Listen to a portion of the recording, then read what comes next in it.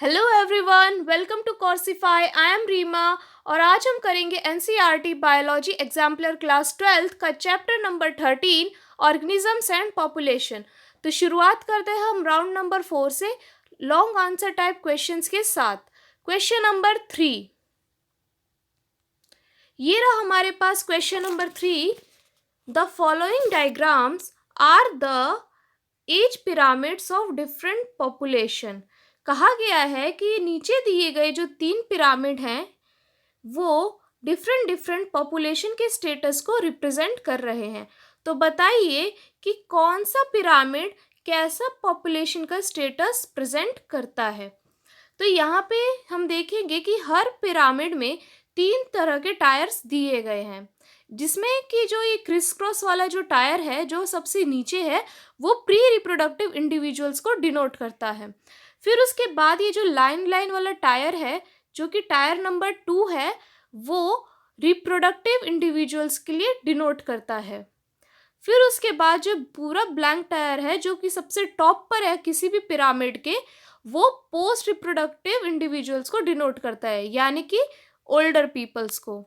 Pre reproductive में ज़्यादातर teenagers या फिर अर्ली एडल्टहुड वाले इंडिविजुअल्स आते हैं, और रिप्रोडक्टिव में जो इंडिविजुअल्स होते हैं वो रिप्रोडक्शन में पार्ट लेकर के किसी भी पॉपुलेशन का नंबर बढ़ाने के लिए रिस्पॉन्सिबल होते हैं।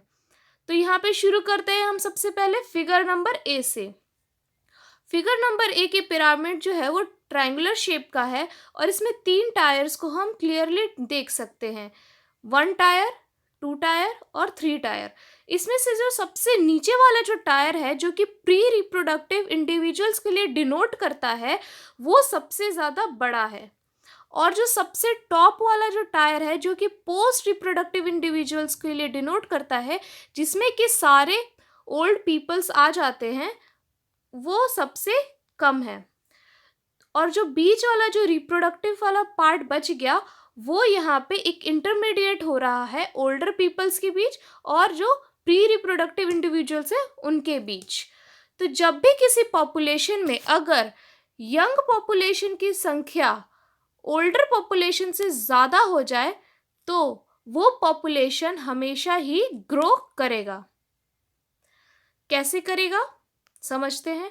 मान लीजिए कि ये प्री रिप्रोडक्टिव इंडिविजुअल जो हैं वो आगे चल के रिप्रोडक्टिव में आ गए, तो इनका जो नंबर है वो तो कांस्टेंट रहेगा, लेकिन जो इनकी आगे आने वाली जो जनरेशन है वो इनसे may be much times more ज़्यादा होगी।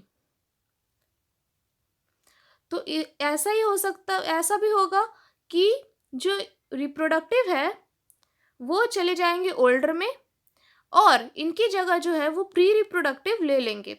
फिर उसके बाद नीचे किसको भी ना कभी तो नए प्री रिप्रोडक्टिव इंडिविजुअल्स आएंगे जो कि प्रेजेंट रिप्रोडक्टिव और प्री प्रोडक्टिव इंडिविजुअल से वो ज़्यादा होंगे।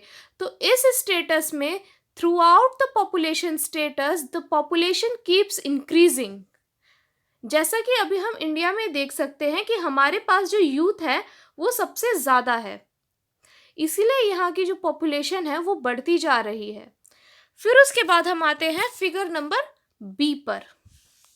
फिगर नंबर बी का जो शेप है वो एक इन्वर्टेड बेल शेप पिरामिड है, जिसमें कि हमें 2 इंडिविजुअल्स का जो नंबर है वो सेम दिखाया गया, दैट इज प्री रिप्रोडक्टिव और रिप्रोडक्टिव। इन दोनों इंडिविजुअल्स का जो यहाँ पे टायर है वो सेम दिखाया गया है, और जो रिप्रोडक्टिव इंडिविजुअल है उनका टायर यहाँ पे कम है। तो इस तरह की पॉपुलेशन जब भी कभी होती है जिसमें कि प्री रिप्रोडक्टिव और रिप्रोडक्टिव इंडिविजुअल्स का नंबर सेम हो जाए तो वो पॉपुलेशन हमेशा ही स्टेबलाइज होती है, क्योंकि जितने रिप्रोडक्टिव होंगे वो आगे चल के पोस्ट रिप्रोडक्टिव में जाएंगे और जितने प्री रिप्रोडक्टिव होंगे वो आगे चल के रिप्रोडक्टिव में जाएंगे, और जितने ये ऊपर जाएंगे उतने ही ये नीचे नए प्री रिप्रोडक्टिव इंडिविजुअल्स आते रहेंगे, जिसकी वजह से जो पॉपुलेशन है वो स्टेबलाइज हो जाएगी। फिर उसके बाद हम आते हैं फिगर नंबर सी पर।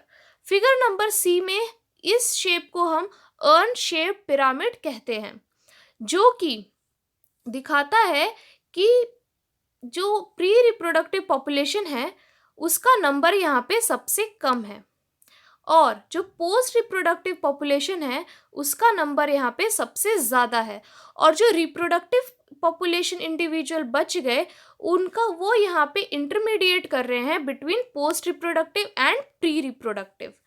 तो इस तरह का जो पॉपुलेशन है जहाँ पर ओल्डर पीपल्स की जो संख्या है वो यूथ से ज़्यादा हो, तो जो पॉपुलेशन है वो डिक्लाइन हो रही है, क्योंकि वहाँ पे ओल्डर इंडिविजुअल्स की संख्या ज़्यादा होने से और रिप्रोडक्टिव क्लास की भी जो संख्या है वो ज़्यादा होने से यहाँ पे पॉपुलेशन डिक्लाइन होगी, क्योंकि आगे आने वाली जो जनरेशन है जो कि कभी रिप्रोडक्टिव फेज में आएगी वो खुद ही कम है, तो आगे आने वाली उनकी पॉपुलेशन जो है वो कितनी कम हो जाएगी। तो चलिए आइए देखते हैं हम इसका एक अच्छा सा well defined answer. In figure A it is a pyramid, triangular pyramid shape. In this figure, the base that is pre-reproductive is very large when compared to the reproductive and post reproductive stages of population. In this type of age structure indicates that the population would increasingly, इसमें वही बात बताई गई है कि जो pre reproductive individuals हैं उनकी जो संख्या है वो रिप्रोडक्टिव और पोस्ट रिप्रोडक्टिव इंडिविजुअल से ज़्यादा है। तो जाहिर सी बात है कि जो पॉपुलेशन है वो बहुत तेज़ी से बढ़ेगी। फिर उसके बाद हम आते हैं फिगर नंबर बी पर। फिगर नंबर बी में क्या बताया है? It is an inverted bell shaped pyramid. वो एक इन्वर्टेड बेल शेप्ड पिरामिड था। उस फिगर में the pre-reproductive and reproductive stages are same in this type and the type of age. That structure indicates that the population is stable. हमने जैसा कि दूसरी figure में देखा था कि जो प्री रिप्रोडक्टिव और रिप्रोडक्टिव स्टेजेस हैं उनका जो टाइप है वो सेम है, इसीलिए जो पॉपुलेशन है वो स्टेबलाइज वहाँ हो रही है। फिर उसके बाद हम आते हैं फिगर नंबर सी पे, जो कि एक अर्न शेप्ड पिरामिड था, कुछ इस तरह का। In this figure the pre reproductive and reproductive stages are less than the post reproductive stages. इसमें वही बात बताई गई है कि जो प्री रिप्रोडक्टिव जो इंडिविजुअल्स हैं और जो रिप्रोडक्टिव स्टेज के जो इंडिविजुअल्स हैं उनका जो नंबर है वो पोस्ट रिप्रोडक्टिव से काफ़ी ज़्यादा कम है। This population has more older peoples are present. इस पॉपुलेशन में ज़्यादातर ओल्डर पीपल्स होंगे।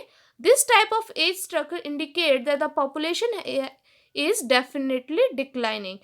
और जैसा कि मैंने आपको बताया कि अगर किसी भी पॉपुलेशन में यंग इंडिविजुअल्स की जो संख्या है वो कम होगी, तो इस तरह का जो पॉपुलेशन वो हमेशा ही डिक्लाइन करेगा, क्योंकि वो यंग इंडिविजुअल्स जो है आगे चल के बाकी रिप्रोडक्टिव और पोस्ट रिप्रोडक्टिव फेज में भी आएंगे, और जितने कम वो होंगे उतने ही कम उनकी आगे आने वाली जनरेशन होगी।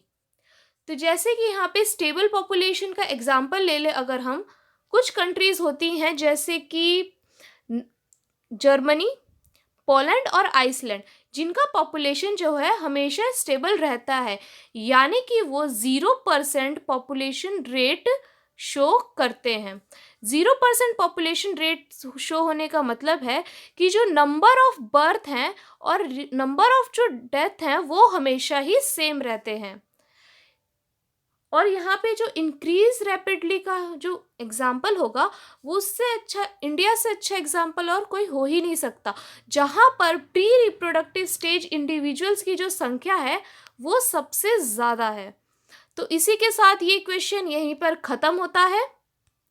Thank you.